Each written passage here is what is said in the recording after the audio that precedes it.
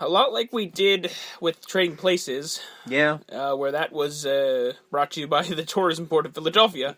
This beginning of this movie was brought to you by the Tourism Board of Washington, D.C. Yes. Because it's just glory shots of Washington. Like, let's not worry about the inner city stuff just yet. We'll get there. But it's Washington. Isn't this awesome? Huh? Yeah. Huh? Guys, But Washington? then we go to the inner city, where we get to Jefferson Reed's, I guess, tenement building or community? I guess. or... It seems like a community building, but I don't know. It's hard to tell. Like, well, he lives in a building that's, like, close. Like, doors are open. Yeah. You know, everyone knows everybody. He's saying hi to people. But I thought with tenements they don't pay rent. And so it's probably definitely paid rent. So it's not because, a tenement, it's just a building that everyone knows each other. Yeah.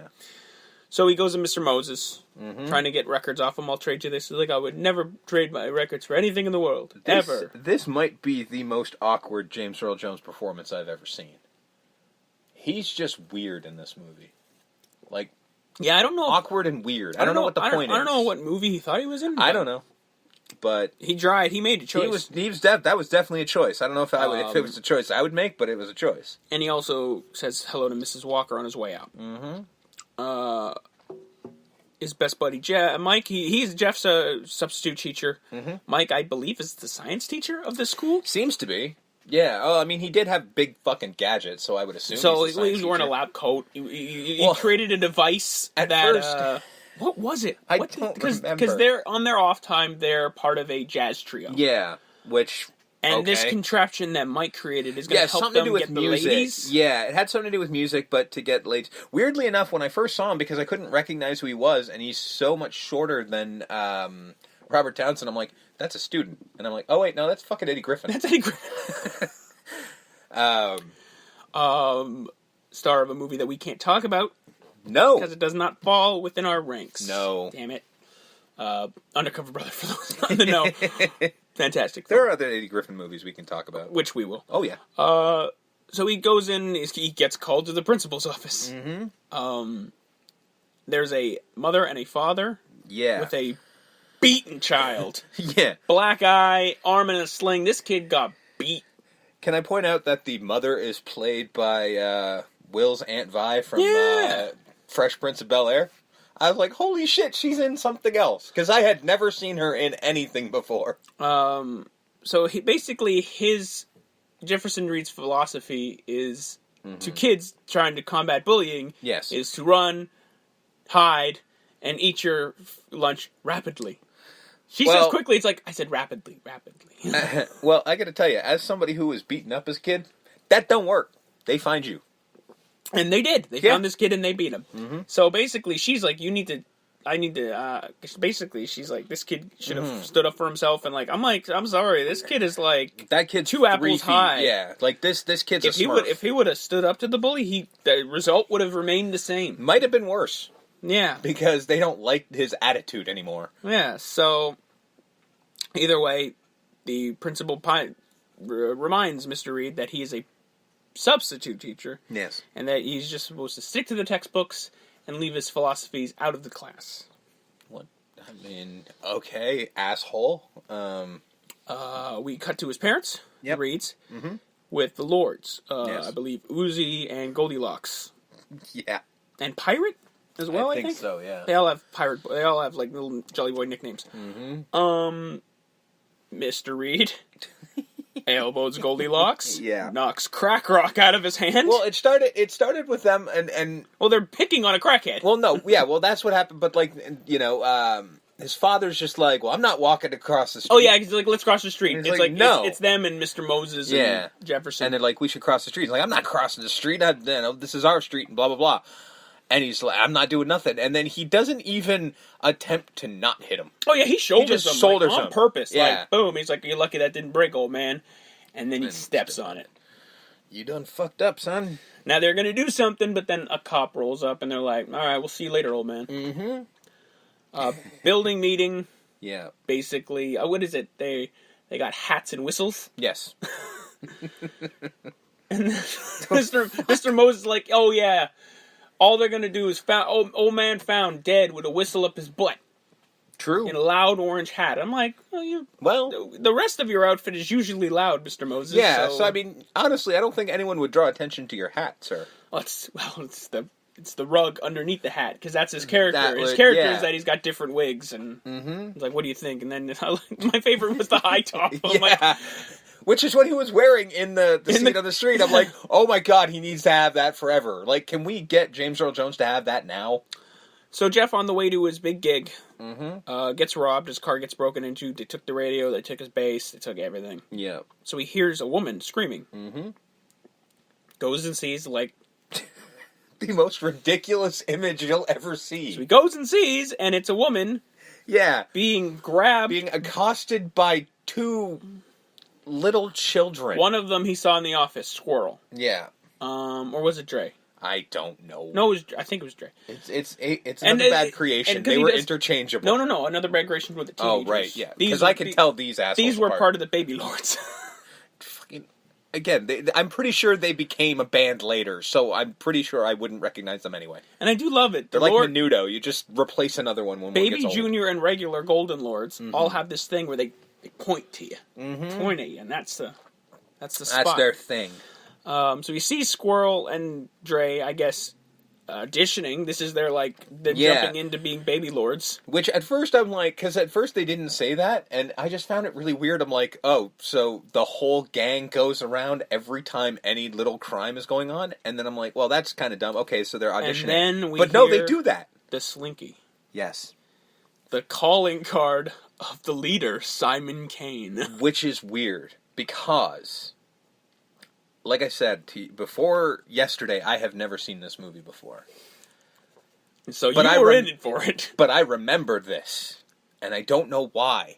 You might have seen it on television. No. There's no part of me that at any point in my point in my life through the channels, it wasn't on TV. There's no way I would have watched it. There's no way I would have got to that point. But I remember not this scene, but I remember the Slinky thing. Yeah. I totally remember that, and so I don't know why. So you hear it, and then he comes up, and the regular Golden Lords join him. Then there's the Junior Lords, the Baby Lords, Tiny Lister with a tiger.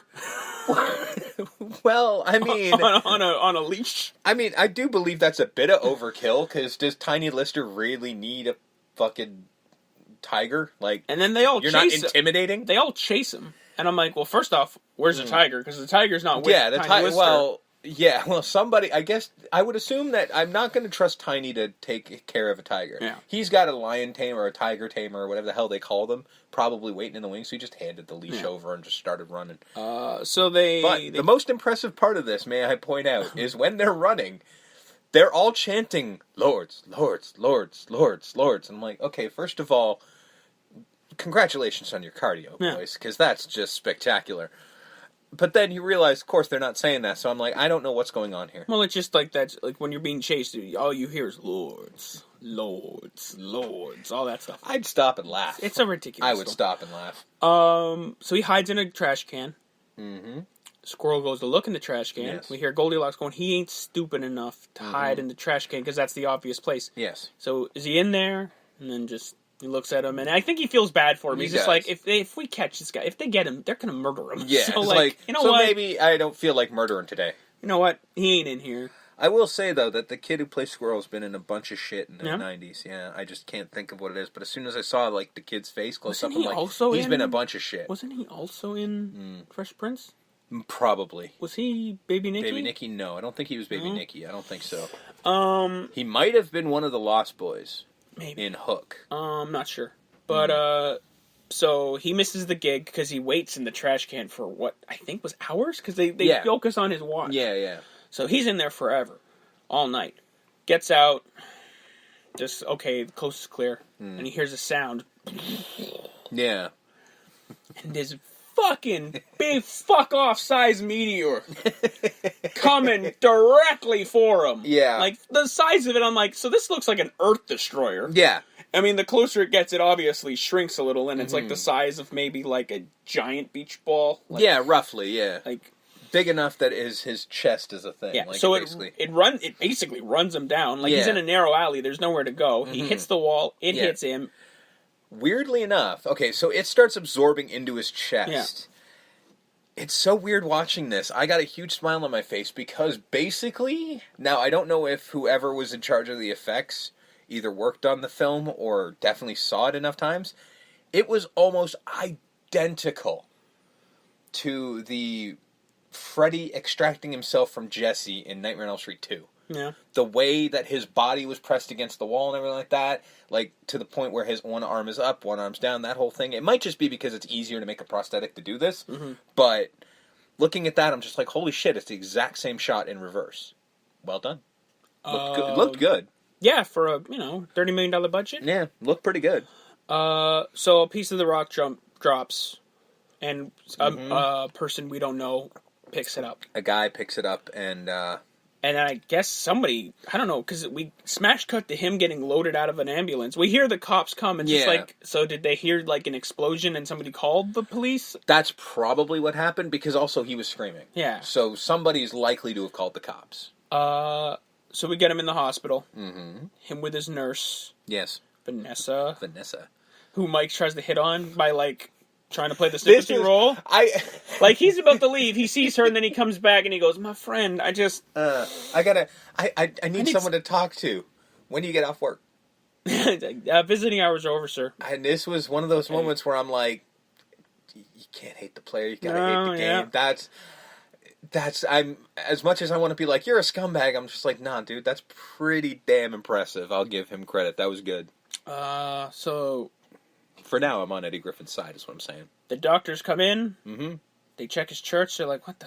This doesn't make any sense. Yeah. So a team of doctors, every and nurses, doctor in the and place, orderlies, and everyone in the building. I think the janitor was there. Everyone and their brother was there. Cut the bandages off. Mm-hmm. Cuts the bandage off his face. He's fine. Yep. Not a scratch on him. Mm-hmm. Because he looks at the mirror and goes, this is how I always look. Yeah, because they're all impressed. Because he literally goes, oh my God. It's like, but I always look like this. It's like, yeah, but you had like 6-degree burns on you. Because you're like... Yesterday. Because the doctor's like, well, this is just a classic case of misdiagnosis. Like, no. And he was really pissed, too. It's like, no, he came in. Like, the nurse is like, he came in with 3rd-degree burns. Like, he was melted, man. He was... So he's trying to explain what's going on. Jefferson Reed accidentally touches one of the medical books. A little effect goes off. Yeah. And then he starts rifling off. Mm-hmm. Information from the book, correcting the doctor, calling him in. Wrong! Yeah, and he's literally like reading like verse and chapter, like everything that's going on. Yeah, it's like, so check page, whatever, paragraph, chapter whatever, 14. And 4th word down. It's like, he's right. Yeah. And then he's like, okay, well then, smart explain guy, it to me. Explain chapter 14. And then he... What was I saying? And then he's like, exactly. This guy doesn't know what he's talking about. Yeah. Dumbass. So he realizes he's got some sort of powers. Mm-hmm. Because then he goes X-ray vision, where he just sees everyone in their underwear. Which, you know what? When are we really ever going to talk about this? So I'm going to talk about it now. The physics of X-ray vision never make any sense to me, and I don't think ever will. Mm-hmm. So he can see through a wall, no problem. Yep. But when he sees through people's clothes, it always stops at their underwear. Yeah. How in the fuck is that possible? I don't know. And in this case, their shoes too. Well, in this case, I don't get it. In this case, comedy. Well, I'm pretty sure in every case, either decency or comedy is the reason why. But it's never explained. But he wants to see Vanessa. Because it clicks in. Well, Vanessa. So he climbs in the bed. Yeah, he's like, oh shit. Puts the blanket on him, and then he's just, and he hits the button, closes his eyes, and then who appears is not Vanessa. You can clearly tell from the outset it's not Vanessa, but this is the gag. He opens his eyes, and it's the other nurse. He's like, an old lady nurse, but like she's like Randy. That's the thing. She gives him his number later. Yeah, like I don't know where the hell. Okay, he's not implying. All he's implying is that he's in pain. So he's just like, oh, Vanessa, I need your help. And then she's like, well, Vanessa ain't here. And then starts making fun of her legs and everything like this. Just being like, look at that skinny bitch and all this stuff. Then switches from that to immediately like, I'm going to fuck this guy. And on his way out, he's like, here's my number. Oh, no, she starts then. Oh, and then, apparently, the way it's shifted, it looked like she was doing this all night. Yep. Because this was the middle of the night when this shit happened, and then it cuts to the daytime, and she's still talking while wheeling him out. And just being like, and I'm, basically saying, like, if you want some, I got some for you. Just and here's make this my number, happen. Here's my number and everything. I'm going to wear a little 90 for you. It's yeah. just like, oh, thanks. It's like, oh, she's like, this woman, I mean, somebody got to fuck her because clearly she's horny enough that she's going to stand there for 6 hours and talk about how much she wants to fuck someone. This lady was hilarious. Someone get